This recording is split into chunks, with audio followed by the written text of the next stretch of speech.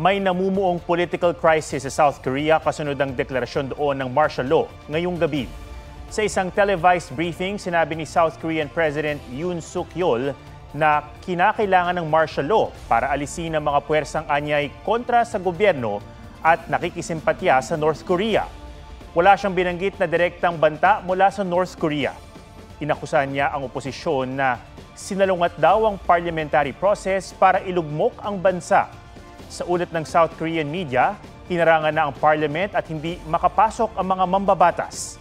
Nagdeklara na rin ng martial law command doon na hawak na nila ang media, bawal magpulong ang parliament at mga partido at sino mang lalabag ay aarestuhin kahit walang warrant. Sa nakalipas na buwan, bumaba ang rating si President Yoon. Ang martial law declaration kinondena ng main opposition party na hawak ang majority sa parliament.